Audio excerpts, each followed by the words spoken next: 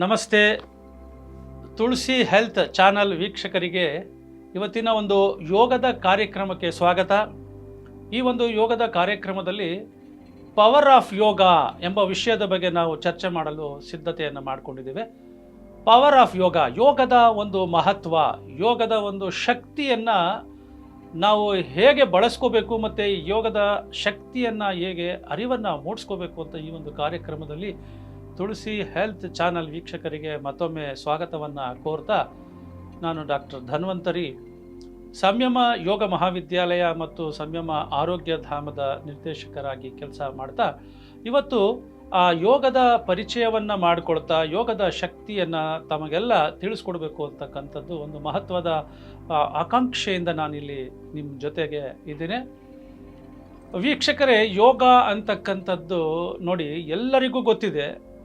ಯೋಗ ಅಂತಕ್ಕಂಥ ವಿಷಯ ಇವತ್ತು ಯಾವ ಒಬ್ಬ ಸಣ್ಣ ಮಗುಗೂ ಕೇಳಿದ್ರು ಕೂಡ ಅದರದ್ದು ಬಗ್ಗೆ ಮಹತ್ವದ ಅರಿವಿದೆ. ಯೋಗ ಅಂತಕ್ಕಂಥದ್ದು ಆ ಹೆಸರು ಕೇಳಿದಾಗಲೇ ನಮಗೆ ಏನೋ ಮೈಯೆಲ್ಲ ಒಂದು ಕೂದಲೆಲ್ಲ ಎದ್ದು ನಿಂತ್ಕೊಳ್ಳೋಂಥ ಶಕ್ತಿ ಇದೆ.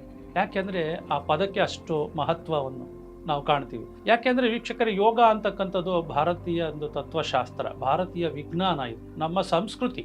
ಯೋಗ ಅಂದರೆ ಒಂದು ಸಂಸ್ಕೃತಿ ಅಂತ, ಯೋಗ ಅಂದರೆ ಒಂದು ಪ್ರಕೃತಿ ಅಂತ. ನೋಡಿ, ಪ್ರಕೃತಿಗೆ ಎಷ್ಟು ಶಕ್ತಿ ಇದೆಯೋ ಯೋಗಕ್ಕೆ ಅಷ್ಟೇ ಶಕ್ತಿ ಇದೆ. ಸೊ ಪ್ರಕೃತಿ ಮುಂದೆ ಮನುಷ್ಯ ಏನೂ ಇಲ್ಲ. ಸೊ ಪ್ರಕೃತಿ ಅಂತಕ್ಕಂಥದ್ದೇ ಯೋಗ ಅಂತೀವಿ. ಮನುಷ್ಯ ಅಂದರೆ ಒಂದು ವಿಕೃತಿ ಅಂತ ನಾವು ಕರಿತೀವಿ. ಒಳ್ಳೆಯ ಮನುಷ್ಯ ಮತ್ತು ಮಾನವೀಯ ಗುಣಗಳನ್ನು ಬೆಳೆಸ್ಕೊಳ್ಳೋ ಶಕ್ತಿ ಇರತಕ್ಕಂಥದ್ದೇ ಆ ಯೋಗ. ಸೊ ಅದಕ್ಕೆ ಇವತ್ತಿನ ಒಂದು ವಿಷಯದಲ್ಲಿ ನಾವು ಯೋಗ ಅಂದರೆ ಏನು, ಅದರ ಮಹತ್ವ ಏನು, ಯೋಗ ಅದಕ್ಕೆ ವ್ಯಾಖ್ಯಾನಗಳೇನು, ನಮ್ಮ ಋಷಿಮುನಿಗಳು ಏನು ಹೇಳ್ತಾರೆ, ಆಧುನಿಕ ಯುಗದಲ್ಲಿ ಯೋಗವನ್ನು ನಾವು ಹೇಗೆ ಅರ್ಥ ಮಾಡ್ಕೊಂಡಿದ್ದೇವೆ, ಬನ್ನಿ ವೀಕ್ಷಕರು ಇವೆಲ್ಲ ತಿಳ್ಕೊಳ್ಳೋಣ.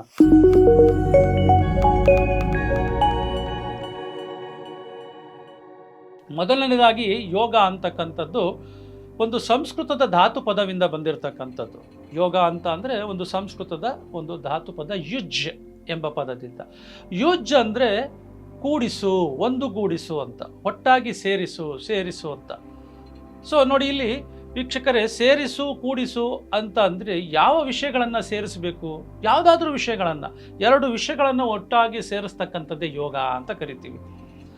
ಸಾಮಾನ್ಯವಾಗಿ ಯೋಗ ಅಂದಾಗ ಇದು ಒಂದು ವಿಜ್ಞಾನ ಮತ್ತು ಕಲೆ ಎರಡೂ ಆಗಿರೋದ್ರಿಂದ ಇಲ್ಲಿ ದೇಹ ಮತ್ತು ಮನಸ್ಸು ಇವುಗಳನ್ನು ಒಟ್ಟುಗೂಡಿಸ್ತಕ್ಕಂಥದ್ದು ಅಂತ ಸಾಮಾನ್ಯ ಅರ್ಥದಲ್ಲಿ ಬರುತ್ತೆ. ಕಲಾತ್ಮಕವಾಗಿ ಟ್ರೆಡಿಷನಲ್ಲಿ ನಾವು ತಗೊಂಡಾಗ ಯೋಗ ಅಂತಕ್ಕಂಥದ್ದು ಜೀವಾತ್ಮವನ್ನು ಪರಮಾತ್ಮನಲ್ಲಿ ಸೇರಿಸ್ತಕ್ಕಂಥದ್ದು, ಜೀವಾತ್ಮವನ್ನು ಪರಮಾತ್ಮನಲ್ಲಿ ಸೇರಿಸ್ತಕ್ಕಂಥದ್ದಕ್ಕೆ ಯೋಗ ಅಂತೀವಿ. ಅಂದರೆ ಯೋಗ ಯೂಸ್ ಟು ಯುನೈಟ್ ಜೀವಾತ್ಮ ವಿತ್ ಪರಮಾತ್ಮ. ಇನ್ ಜನರಲಿ ನಾವು ಆಂಗ್ಲ ಭಾಷೆಯಲ್ಲಿ ಹೇಳೋದಾದರೆ yoga is the word which comes from the root, Sanskrit root, verbal root yuj, means to unite. So ಯುಜ್ಯತೆ ಅನೇನ ಇತಿ ಯೋಗ ಅಂತ ಸಂಸ್ಕೃತದ ಒಂದು ವಾಕ್ಯ ಇದೆ. ಬೇರೆ ಬೇರೆ ವಿಷಯಗಳನ್ನು ಒಟ್ಟಾಗಿ ಸೇರಿಸ್ತಕ್ಕಂಥದ್ದು. ಹಾಗೆ ನಾವು ಆಧ್ಯಾತ್ಮಿಕವಾಗಿ ತಗೊಂಡಾಗ ಜೀವಾತ್ಮವನ್ನು ಪರಮಾತ್ಮನಲ್ಲಿ ವಿಲೀನಗೊಳಿಸ್ತಕ್ಕಂಥದ್ದು. ಇಲ್ಲಿ ಒಂದು ಪ್ರಶ್ನೆ ಮೂಡುತ್ತೆ, ಯಾಕೆ ನಾವು ಜೀವಾತ್ಮವನ್ನು ಪರಮಾತ್ಮನಲ್ಲಿ ಒಂದುಗೂಡಿಸ್ಬೇಕು, ಹಾಗೆ ಯಾಕೆ ನಾವು ದೇಹವನ್ನು ಅಥವಾ ಶರೀರವನ್ನು ಮನಸ್ಸಿನಲ್ಲಿ ಒಂದುಗೂಡಿಸ್ಬೇಕು ಅಂತ. ನೋಡಿ, ಈ ಯೋಗ ಅಂತಕ್ಕಂಥದ್ದು ಒಂದು ಆಧ್ಯಾತ್ಮಿಕ ವಿಜ್ಞಾನ. ಆಧ್ಯಾತ್ಮಿಕ ವಿಜ್ಞಾನ ಹಿಂದೆ ಬಹಳ ಪುರಾತನ ಕಾಲದಲ್ಲಿ ನಮ್ಮ ಋಷಿಮುನಿಗಳು ಮತ್ತು ಎಲ್ಲ ನಾವು ಏನು ಸೇಜಸ್ಸು, ಸೈಂಟ್ಸು, ಮುನಿಗಳು ಅಂತೀವಿ, ಋಷಿಗಳು ಅಂತೀವಿ, ಇವರೆಲ್ಲ ಇದನ್ನು ಆಧ್ಯಾತ್ಮಿಕ ಒಂದು ಶಕ್ತಿಗಾಗಿ ಬಳಸ್ತಕ್ಕಂಥದ್ದು ವಿಜ್ಞಾನ ಆಗಿತ್ತು. ಯೋಗ ಸ್ಪಿರಿಚುವಲ್ ಸೈನ್ಸ್ ಅಂತ ಕರಿತೀವಿ. ಸೊ ಆಧ್ಯಾತ್ಮಿಕ ಉನ್ನತೀಕರಣಕ್ಕಾಗಿ ಸಾಮಾನ್ಯ ಜನಗಳು ಇದನ್ನು ಅಭ್ಯಾಸ ಮಾಡ್ತಾ ಇರಲಿಲ್ಲ. ಯಾವಾಗ ಈ ಸಾಮಾನ್ಯ ಜನಗಳು ಕೂಡ ಯೋಗದ ಮಹತ್ವವನ್ನು ಅರಿತುಕೊಂಡು ಇದನ್ನು ಬಳಸೋದಕ್ಕೆ ಪ್ರಾರಂಭ ಮಾಡಿದ್ರು, ಹಾಗೆ ಯೋಗವನ್ನು ನಾವು ಆಧ್ಯಾತ್ಮಿಕ ಒಂದು ಉನ್ನತೀಕರಣಕ್ಕಾಗಿ ಬಳಸೋದ್ರ ಬದಲು ಈಗ ನಾವು ಯೋಗವನ್ನು ಒಂದು ಆರೋಗ್ಯ ರಕ್ಷಣೆಗಾಗಿ ನಾವು ಬಳಸ್ತಾ ಇದ್ದೀವಿ. ಸೊ ಯೋಗ ಅಂತಕ್ಕಂಥದ್ದು ಯಾಕೆಂದರೆ ಅಷ್ಟು ಶಕ್ತಿ, ನೋಡಿ ಯೋಗಕ್ಕೆ ಅಷ್ಟು ಶಕ್ತಿ ಇರೋದ್ರಿಂದ ಇದು ಆಧ್ಯಾತ್ಮಿಕ ಒಂದು ಉನ್ನತೀಕರಣ. ಅಂದರೆ ಮನುಷ್ಯನ ಅಂತಿಮ ಗುರಿಯನ್ನು, ಆ ಮುಕ್ತಿ ಮೋಕ್ಷ ಅಂತ ಏನು ಹೇಳ್ತೀವಿ ಇಂಗ್ಲೀಷ್ನಲ್ಲಿ, ಇದಕ್ಕೆ ಸೆಲ್ಫ್ ರಿಯಲೈಸೇಷನ್ ಅಂತೀವಿ. ಈ ಸೆಲ್ಫ್ ರಿಯಲೈಸೇಷನ್ ಅಂದರೆ ಒಂದು ಸಾಕ್ಷಾತ್ಕಾರ, ಆತ್ಮ ಸಾಕ್ಷಾತ್ಕಾರಕ್ಕಾಗಿ ಬಳಸ್ತಕ್ಕಂಥ ವಿಜ್ಞಾನ. ಸೊ ನಾವು ಇವತ್ತು ಯೋಗದ ಶಕ್ತಿಯನ್ನು ನಾವು ತಿಳ್ಕೊಳ್ತಾ ಯೋಗದ ಪದಕ್ಕೆ ಅರ್ಥ ತಿಳ್ಕೊಂಡ್ವಿ. ಯುಜ್ ಅನ್ನೋದು ಪದ ಸೊ ಯುಜಿರ್ ಯೋಗೆ ಅಂತಕ್ಕಂಥದ್ದು. ಯುಜಿರ್ ಯೋಗೆ ಅಂದರೆ ಇದಕ್ಕೆ ಮೂರು ಅರ್ಥಗಳನ್ನು ಕೊಡುತ್ತೆ. ಯುಜುರ್ ಯೋಗ ಅಂದರೆ ಟು ಯುನೈಟ್ ಅಂತ, ಒಂದುಗೂಡಿಸ್ತಕ್ಕಂಥದ್ದು. ಯುಜ್ ಸಂಯಮೆ ಅಂತೀವಿ. ಯುಜ್ ಸಂಯಮೆ ಅಂದರೆ ಸೆಲ್ಫ್ ಕಂಟ್ರೋಲ್, ಸೆಲ್ಫ್ ರಿಸ್ಟ್ರೈಂಟ್ ಅಂತ ಕರಿತೀವಿ. ಹಾಗೆ ಯುಜ್ ಸಮಾಧವ್ ಅಂತೀವಿ, ಟು ಡೀಪ್ ಕಾನ್ಸಂಟ್ರೇಟ್ ಅಂತ ಹೇಳ್ತೀವಿ. ಅಂದರೆ ಯೋಗದ ಒಂದು ಶಕ್ತಿ ಯಾವಾಗ ಪ್ರಾರಂಭ ಆಗುತ್ತೆ ಅಂದರೆ ಮನಸ್ಸು ದೇಹಗಳನ್ನು ಒಂದುಗೂಡಿಸಿ ನಾವು ಸಮಾಧಿ ಸ್ಥಿತಿಗೆ ನಮ್ಮನ್ನು ತಗೊಂಡೋದಾಗ, ಏಕಾಂತಕ್ಕೆ ಅಥವಾ ಮನಸ್ಸನ್ನು ಐಕ್ಯವಾಗಿ ಇಟ್ಕೊಳ್ಳೋದಾಗ ಆದಾಗ, ಅಂದರೆ ಏಕಾಗ್ರತೆಯನ್ನು ಪಡೆದಾಗ. ಸೊ ಯೋಗ ಪ್ರಾರಂಭ ಆಗ್ತಕ್ಕಂಥದ್ದು ನಾವು ನಮ್ಮ ದೇಹ ಮನಸ್ಸನ್ನು ಒಂದುಗೂಡಿಸಿ ಏಕಾಗ್ರತೆಯನ್ನು ಪಡೆದಾಗ. ಈ ಯೋಗದ ಅವಶ್ಯಕತೆ ಏನಿದೆ ನಮಗೆಲ್ಲ, ಯಾಕೆ ಬೇಕು ಯೋಗ ಅಂತ ಒಂದು ಪ್ರಶ್ನೆ ಎಲ್ಲರಲ್ಲೂ ಬರುತ್ತೆ. ಇವತ್ತು ನಾವು ನೋಡ್ತೀವಿ ಎಲ್ಲ ಚಾನಲ್ಗಳಲ್ಲೂ ಆರೋಗ್ಯ ರಕ್ಷಣೆಗಾಗಿ ಇವತ್ತು ಎಷ್ಟೊಂದು ಕಷ್ಟಗಳನ್ನು ಅನುಭವಿಸ್ತೀವಿ. ಅಂದರೆ ನಮ್ಮ ದೇಹದ ಕಾಯಿಲೆಗಳು, ನಮ್ಮ ದೇಹದ ವಿವಿಧ ಅಂಗಾಂಗಗಳ ಕಾಯಿಲೆಗಳಿಗೆ ನಾವು ಯೋಗವನ್ನು ಬಳಸ್ತಾ ಇದ್ದೀವಿ. ಯಾಕೆಂದರೆ ಇದರಲ್ಲಿ ಯೋಗ ಅಂತಕ್ಕಂಥದ್ದು ನಾವು ಕಾಯಿಲೆಗಳನ್ನು ವಾಸ ಮಾಡೋದು ಅನ್ನೋ ಒಂದು ದೃಷ್ಟಿಯಿಂದ ಬಳಸ್ತೀವಿ. ಆದರೆ ಯೋಗವನ್ನು ನಾವು ಪ್ರಾರಂಭ ಮಾಡಿದ್ರೆ ಯೋಗದ ಸಾಧನೆ, ಯೋಗ ಅನ್ನೋದು ನಾನು ಮುಂದೆ ತಿಳ್ಕೊಳ್ತಾ ನಾವು ಯೋಗ ಅಂದರೆ ಯೋಗದ ವಿಷಯ ಮಹತ್ವಗಳನ್ನು ಅರ್ಥಕೊಳ್ತಾ ಯೋಗವನ್ನು ನಾವು ಸಾಧನೆ ಅಂತ ತಿಳ್ಕೊಳ್ಬೇಕು. ಯೋಗ ಅನ್ನೋದು ಸಾಧನೆ, ಅಭ್ಯಾಸ. ಈ ಸಾಧನೆಯನ್ನು ಪ್ರಾರಂಭ ಮಾಡಿದಾಗ ತನ್ನಷ್ಟಕ್ಕೆ ತಾನೇ ನಮ್ಮಲ್ಲಿರ್ತಕ್ಕಂಥ ಎಲ್ಲ ಕಾಯಿಲೆಗಳು ದೂರ ಆಗ್ತಾ ಬರ್ತವೆ. ಯಾಕೆಂದರೆ ಯೋಗವನ್ನು ನಾವು ಪ್ರಾರಂಭ ಮಾಡಿದಾಗ ಬರತಕ್ಕಂಥ ಮೊದಲನೆಯ ಅಡಚಣೆ, ಸೊ ಅಬ್ಸ್ಟಕಲ್ ಆಫ್ ಅ ಯೋಗ ಅಂತೀವಿ. ಈ ಅಡಚಣೆಯೇ ವ್ಯಾಧಿ. ಸೊ ಈ ವ್ಯಾಧಿ ಇದ್ದಾಗ ನಮಗೆ ಯೋಗದ ಸಾಧನೆ ಸಾಧ್ಯ ಆಗಲ್ಲ. ಅನೇಕ ಋಷಿಮುನಿಗಳು ಯೋಗವನ್ನು ಒಂದು ಯಾವ ಉನ್ನತಿ ಮಟ್ಟಕ್ಕೆ ನಮ್ಮನ್ನು ಆ ಯೋಗದ ಮೂಲಕ ನಮ್ಮನ್ನು ಕರ್ಕೊಂಡು ಹೋಗ್ತಾರೆ ಅಂತಂದರೆ ಅದನ್ನು ನಾವು ಹೇಳಲು ಸಾಧ್ಯ ಇಲ್ಲ. ಯಾಕೆಂದರೆ ಯೋಗ ಅಂತಕ್ಕಂಥದ್ದು ಒಂದು ಅನುಭವ ಶಾಸ್ತ್ರ ಅಂತ ಹೇಳ್ತೀವಿ. It is an experiential science. ನಾವು ಅದನ್ನು ಅನುಭವಿಸಿದಾಗ ಮಾತ್ರವೇ ಗೊತ್ತಾಗುತ್ತೆ ವಿನಃ ಅದನ್ನು ಸುಮ್ಮನೆ ಪುಸ್ತಕದಲ್ಲಿ ಓದಿ ತಿಳ್ಕೊಂಡಾಗ ಬರೋದಿಲ್ಲ. ಸೊ ಆದ್ದರಿಂದ ಇದಕ್ಕೆ ಒಂದು ಸಾಧನೆ ಅಂತ ಹೇಳ್ತೀವಿ. ನೋಡಿ, ನಾವೆಲ್ಲರೂ ಸಾಧಕರು. ನಾವು ಮಾಡ್ತಕ್ಕಂಥ ಸಾಧನೆಯೇ ಯೋಗ, ಸಾಧನೆಯೇ ಅಭ್ಯಾಸವೇ ಸಾಧನೆ. ಸೊ ಇದಕ್ಕೆ ನಮಗೆ ಒಂದು ಜೀವನ ಶೈಲಿ ಬಹಳ ಮುಖ್ಯ. ಯೋಗ ಜೀವನ ಶೈಲಿ ಅಂತೀವಿ. ಸೊ ಇದನ್ನು ನಾವು ಅರ್ಥ ಮಾಡಿಕೊಂಡು ಸಾಧನೆ ಪ್ರಾರಂಭ ಮಾಡಿದ್ರೆ ನಿಜವಾಗ್ಲೂ ನಮ್ಮ ಜೀವನ ಎಷ್ಟು ಆನಂದಕರವಾಗಿರುತ್ತೆ ಅಂತಂದರೆ ಆರೋಗ್ಯದ ಜೊತೆಯಲ್ಲಿ ಆನಂದವೂ ಕೂಡ ಬರುತ್ತೆ. ವೀಕ್ಷಕರೇ, ನಾವು ಇವತ್ತೆಲ್ಲ ನಾವು ಹೇಳಿದಾಗೆ ಯೋಗದ ಶಕ್ತಿಯನ್ನು ಅರ್ಥಕೋಬೇಕು ಅಂತ ಅಂದರೆ ದ ಪವರ್ ಆಫ್ ಯೋಗ ಅಂತ ಏನು ನಾವು ಕರೆದಿದ್ದೇವೆ, ಆ ಪವರ್ ಆಫ್ ಯೋಗವನ್ನು ನಾವು ಅರಿತುಕೊಳ್ಳಬೇಕು ಅಂದರೆ ದಿನನಿತ್ಯ ಯೋಗದ ಸಾಧನೆಯಲ್ಲಿರಬೇಕು. ಯೋಗದ ತತ್ವಗಳನ್ನು ನಾವು ಅಳವಡಿಸ್ಕೋಬೇಕು. ಇಲ್ಲಿ ಯೋಗ ಅಂತಕ್ಕಂಥದ್ದು ಕೇವಲ ಒಂದು ಗಂಟೆಯ ಸಾಧನೆಯಲ್ಲ. ನೋಡಿ, ನಾನು ಇಲ್ಲಿ ಕುಳಿತಿದ್ದೇನೆ, ನಾನು ಕುಳಿತುಕೊಂಡಿರ್ತಕ್ಕಂಥ ಭಂಗಿ ಇದೆಯಲ್ಲ, ಇದು ನೇರವಾಗಿ ಕುಳಿತಿದ್ದೇನೆ. ಇದು ಒಂದು ಕೂಡ ಯೋಗಾಸನ ಅಂತ ಕರಿತೀವಿ, ಯೋಗದ ಒಂದು ಭಂಗಿ ಅಂತ ಕರಿತೀವಿ. ನೀವು ಮನೆಯಲ್ಲಿ ಎಲ್ಲೆಲ್ಲಿ ಏನೇನು ಕೆಲಸಗಳನ್ನು ಮಾಡ್ತಾ ಇರ್ತೀರಲ್ಲ, ಆ ಕೆಲಸ ಮಾಡುವಾಗ ಯಾವುದೇ ವೃತ್ತಿ ಇರಲಿ, ಆ ವೃತ್ತಿ ಅಡುಗೆ ಮಾಡ್ತಕ್ಕಂಥ ವೃತ್ತಿ ಇರ್ಬೋದು, ಆ ಅಡುಗೆ ಮಾಡ್ತಕ್ಕಂಥ ವೃತ್ತಿಯಲ್ಲಿ ಯೋಗದ ತತ್ವಗಳನ್ನು ಅಳವಡಿಸಿಕೊಂಡ್ರೆ ಅದು ಒಂದು ಯೋಗ ಸಾಧನೆ ಆಗುತ್ತೆ. ಅದಕ್ಕೆ ಯೋಗ ಒಂದು ಜೀವನ ಶೈಲಿ ಅಂತೀವಿ. ಯಾವುದೇ ಒಬ್ಬ ಚಾಲಕ ಇರ್ಬೋದು, ತನ್ನ ಚಾಲಕನ ಕರ್ತವ್ಯ ನಿರ್ವಹಿಸುವಾಗ ಯೋಗದ ತತ್ವಗಳನ್ನು ಅಳವಡಿಸಿಕೊಂಡಾಗ ಅವನ ದೈಹಿಕ ಆರೋಗ್ಯ ಭಾಳಷ್ಟು ಸುಧಾರಿಸುತ್ತೆ. ಅದು ಕೂಡ ಯೋಗ ಅಂತ ಕರಿತೀವಿ. ಅದರಿಂದ ಯೋಗ ಕೇವಲ ಒಂದು ಗಂಟೆಗೆ ಸೀಮಿತವಾಗಿಲ್ಲ. ಪ್ರತಿನಿತ್ಯ ಪ್ರತಿ ಕ್ಷಣ ನಾವು ಉಸಿರಾಡ್ತಾ ಇದ್ದೀವಿ, ಕುಳಿತಿದ್ದೀವಿ, ನಾವು ಉಸಿರನ್ನು ಪ್ರಾಣಕ್ಕೆ ಹೋಲಿಸ್ತೇವೆ. ಈ ಪ್ರಾಣವನ್ನು ನಾವು ಹೇಗೆ ತಗೊಳ್ತೀವಿ, ಹೇಗೆ ಬಿಡ್ತೀವಿ ಅಂತಕ್ಕಂಥದ್ದು ಕೂಡ ಒಂದು ಯೋಗದ ಮಾರ್ಗ, ಯೋಗದ ಸಾಧನೆ. ವೀಕ್ಷಕರೇ, ಇವತ್ತು ನಾವು ಯೋಗದ ಒಂದು ಕೇವಲ ವ್ಯಾಖ್ಯಾನ ಅಂದರೆ ಅರ್ಥವನ್ನು ನಾವು ಅರ್ಥ ಮಾಡ್ಕೊಂಡಿದ್ದೀವಿ. ಯೋಗ ಅನ್ನೋ ಪದಕ್ಕೆ ಏನು ಅರ್ಥ ಇದೆ ಅಂತಕ್ಕಂಥದ್ದು, ಇದನ್ನು ಯಾಕೆ ಉಪಯೋಗಿಸ್ತಾ ಇದ್ರು ಇಂದಿನ ಒಂದು ಕಾಲದಲ್ಲಿ, ನಾವು ಈಗ ಯಾತಕ್ಕೋಸ್ಕರ ಯೋಗವನ್ನು ಬಳಸ್ತಾ ಇದ್ದೀವಿ. ಬಹಳ ಮುಖ್ಯವಾಗಿ ಎಲ್ಲರಲ್ಲೂ ಸಾಮಾನ್ಯ ಜನರಲ್ಲಿ ಯೋಗ ಅಭ್ಯಾಸ ಮಾಡೋದ್ರಿಂದ ಅದನ್ನು ನಾವು ಬೇರೆದಕ್ಕೆ ಹೋಲಿಸಿಕೊಂಡಾಗ ಯೋಗ ನೋಡಿ, ಈಗ ಯುವಕರೆಲ್ಲರೂ ಈ ಫಿಟ್ನೆಸ್ ಅಂತ ಹೋಗ್ತಾರೆ, ಜಿಮ್ ಅಂತ ಹೋಗ್ತಾರೆ, ಏರೋಬಿಕ್ಸ್ ಅಂತ ಹೋಗ್ತಾರೆ, ಬೇರೆ ರೀತಿಯಾದ ಪ್ರಕಾರಗಳಲ್ಲಿ ತಮ್ಮ ಆರೋಗ್ಯ ರಕ್ಷಣೆಗೆ ಹೋಗ್ತಾರೆ ಮತ್ತು ಆನಂದವನ್ನು ಪಡೆಯೋದಕ್ಕೆ ಹೋಗ್ತಾರೆ. ಯೋಗದಲ್ಲಿ ಆನಂದ ಅಂತಕ್ಕಂಥದ್ದು ಮನಸ್ಸಿನ ಸ್ಥಿತಿ ಅಂತೀವಿ. ಇದು ಒಂದು ಕ್ಷಣ ಅಷ್ಟೇ ಅಲ್ಲ. ಈಗ ನಾವು ಯಾವುದೇ ಒಂದು ಕೆಲಸವನ್ನು ಮಾಡ್ತೀವಿ ಅಂತ ಇಟ್ಕೊಳ್ಳೋಣ. ಯಾವುದೇ ಒಂದು ಕೆಲಸವನ್ನು ನಾವು ಮಾಡಬೇಕಾದ್ರೆ ಅದಕ್ಕೊಂದು ಉದ್ದೇಶ ಇರುತ್ತೆ. ಸೊ ಅಡಿಗೆ ಮಾಡುವಾಗಲೂ ಒಂದು ಉದ್ದೇಶ ಇರುತ್ತೆ, ಆಹಾರ ಸೇವನೆ ಮಾಡುವಾಗಲೂ ಕೂಡ ಹೊಟ್ಟೆ ತುಂಬಬೇಕು ಅಂತ ಒಂದು ಉದ್ದೇಶ ಇರುತ್ತೆ. ಒಂದು ಹೊಟ್ಟೆ ತುಂಬಿದಾಗ ನಮಗೆ ಆನಂದ ಸಿಗುತ್ತೆ. ಆ ಹೊಟ್ಟೆ ಹಸಿವಾದಾಗ ಮತ್ತೆ ಆನಂದ ಕಳ್ಕೊಳ್ತೀವಿ. ಅಲ್ವಾ? ಹಾಗಾಗಿ ಯೋಗ ಅಂತಕ್ಕಂಥದ್ದು ಒಂದು ಮಾನಸಿಕ ಸ್ಥಿತಿ. ಸೊ ಇದು ಒಂದು ಮನಸ್ಸಿನ ಒಂದು ಸ್ಥಿತಿ ಅಂತಲೇ ಕರಿತೀವಿ. ಅದರಿಂದ ಯಾವಾಗ ದೇಹ ಮನಸ್ಸು ಒಟ್ಟಾಗಿ ಎಲ್ಲ ಕಾರ್ಯಗಳನ್ನು ನಿರ್ವಹಿಸಿದಾಗ ಅಲ್ಲಿ ಯೋಗ ಉಂಟಾಗುತ್ತೆ. ಅದಕ್ಕೆ ಇಂಗ್ಲೀಷ್ನಲ್ಲಿ yoga embodies body and mind. Yoga embodies right thinking and right action. So right thinking and right action ಅಂತಂದರೆ ನಾವು ಯಾವುದೇ ಕೆಲಸವನ್ನು ಕರ್ತವ್ಯವನ್ನು ನಿರ್ವಹಿಸ್ತಾ ಇರ್ತೀವಿ ಅಲ್ವಾ? ಸೊ ಈ ಕೆಲಸವನ್ನು ಮಾಡುವಾಗ ನಮ್ಮ ಥಿಂಕಿಂಗ್ ಯಾವ ರೀತಿ ಇರುತ್ತೆ, ಆ ಥಿಂಕಿಂಗ್ ಇದ್ದಾಗಲೇ ನಮ್ಮ ಎಲ್ಲ ಇಂದ್ರಿಯಗಳು ಕರೆಕ್ಟಾಗಿ ಕೆಲಸ ಮಾಡಬೇಕು. ಆ್ಯಕ್ಷನ್ ಅಂತ ಹೇಳ್ತೀವಿ. ಸೊ ಈ ಆ್ಯಕ್ಷನ್ ಸರಿಯಾಗಿದ್ದಾಗ ಮಾತ್ರ ನಮ್ಮ ಥಿಂಕಿಂಗು ಆ್ಯಕ್ಷನ್ ಎರಡೂ ಒಂದುಗೂಡ್ತಕ್ಕಂಥದ್ದೇ ಯೋಗ. ಸೊ ಇವತ್ತಿನ ಜನ ಯಾಕೆ ಕಾಯಿಲೆಗಳಿಂದ ನರಳ್ತಾ ಇದ್ದಾರೆ ಅಂತ ನಾವು ಸೂಕ್ಷ್ಮವಾಗಿ ಗಮನಿಸಿದಾಗ ಅನೇಕ ಜನಗಳಲ್ಲಿ ಥಿಂಕಿಂಗ್ ಅಂದರೆ ಯೋಚನೆ ಮಾಡೋ ಶಕ್ತಿನೇ ಬೇರೆ ಇರುತ್ತೆ, ಇಲ್ಲಿ ಕೆಲಸ ಮಾಡ್ತಕ್ಕ ಅದನ್ನು ಕಾರ್ಯರೂಪಕ್ಕೆ ತರದೇ ಬೇರೆ ರೀತಿ ಇರುತ್ತೆ. ಅದರಿಂದನೇ ಎರಡೂ ರಿವರ್ಸ್ ಆದಾಗ ಮಾನಸಿಕ ಕಾಯಿಲೆಗಳು ಬರ್ತವೆ. ನೀವು ಹಾಗೆ ಗಮನಿಸಿ, ಪ್ರತಿಯೊಬ್ಬರು ನಿಮ್ಮ ಸ್ನೇಹಿತರು ಒಟ್ಟುಗೂಡಿರ್ತೀರಾ ಅಥವಾ ಒಂದು ಕುಟುಂಬದ ಸದಸ್ಯರಿರ್ತೀವಿ. ನಾವು ಮುಂದೆ ಜೊತೆಲಿದ್ದಾಗ ಅಥವಾ ಒಂದು 4-5 ಸ್ನೇಹಿತರಿದ್ದಾಗ ಯಾವ ರೀತಿ ಒಬ್ಬರಿಗೆ ಒಬ್ಬರು ನಾವು ಸಂಪರ್ಕ ಇಟ್ಕೊಂಡಿರ್ತೀವಿ, ಒಬ್ಬರ ಬಗ್ಗೆ ಒಬ್ಬರು ಹೇಗೆ ಹೊಗಳ್ತಾ ಇರ್ತೀವಿ ಅಲ್ವಾ? ಅದೇ ನಾವು ಆ ಸ್ನೇಹಿತ ಹೋದ್ಮೇಲೆ ಹಿಂದೆ ನಿಂತ್ಕೊಂಡು ತೆಗೊಳಕ್ಕೆ ಸ್ಟಾರ್ಟ್ ಮಾಡ್ತೀವಿ. ನೋಡಿ, ಮುಂದೆ ಹೊಗಳ್ತಾ ಇರ್ತೀವಿ, ಥಿಂಕಿಂಗ್ ಹೇಗಿರುತ್ತೆ, ಅವನ ಬಗ್ಗೆ ನೆಗೆಟಿವೇ ಇರುತ್ತೆ. ಈ ನೆಗೆಟಿವ್ ಎಲ್ಲ ಏನಾಗುತ್ತೆ, ಮನಸ್ಸಿನ ಮೇಲೆ ಪರಿಣಾಮ ಬೀರುತ್ತೆ. ಆಗ ಮನಸ್ಸಿನ ಕಾಯಿಲೆಗಳು ಸ್ಟಾರ್ಟ್ ಆಗುತ್ತೆ. ಈ ಮನಸ್ಸಿನ ಕಾಯಿಲೆಗಳು ಪ್ರಾರಂಭ ಆಗಿ ಅವು ಉಸಿರಾಟದ ಮೇಲೆ ಪರಿಣಾಮ ಬೀರುತ್ತೆ. ಸೊ ಮನಸ್ಸಿಗೆ ಉಂಟಾದಾಗ ತಕ್ಷಣ ದೇಹಕ್ಕೆ ಬರಲ್ಲ. ಈ ಯಾವಾಗ ಉಸಿರಾಟದ ಏರುಪೇರಿಂದ ಏನಾಗುತ್ತೆ, ಯಾವ ಅಂಗಾಂಗಗಳು ಒಂದು ದುರ್ಬಲ ಇರುತ್ತೋ ಆ ಅಂಗಾಂಗಗಳ ಮೇಲೆ ಈ ಮನಸ್ಸು ಪರಿಣಾಮ ಬೀರಿ ಅಲ್ಲಿ ದೇಹದ ಕಾಯಿಲೆಗಳನ್ನು ತರುತ್ತೆ. ಹಾಗಾಗಿ ಯೋಗ ಅಂತಕ್ಕಂಥದ್ದು ಈ ಮಾನಸಿಕ ಕಾಯಿಲೆ ಇದೆಯಲ್ಲ ದೂರ ಮಾಡ್ತಕ್ಕಂಥ ಶಕ್ತಿ ಇದೆ. ಅದಕ್ಕೆ ಕೇವಲ ದೈಹಿಕ ಶಕ್ತಿ ಅಲ್ಲ, ದೈಹಿಕ ಶಕ್ತಿಗೆ ನಾನಿನ್ನೂ ಬಂದಿಲ್ಲ ಈಗ. ಯಾಕೆಂದರೆ ಯೋಗ ಅಂತಕ್ಕಂಥದ್ದು ಮನಸ್ಸಿನ ಮೇಲೆ ಪ್ರಭುತ್ವವನ್ನು ಸಾಧನೆ ಮಾಡ್ತಕ್ಕಂಥ ಶಕ್ತಿ ಇರತಕ್ಕಂಥ ಒಂದು ವಿಜ್ಞಾನ.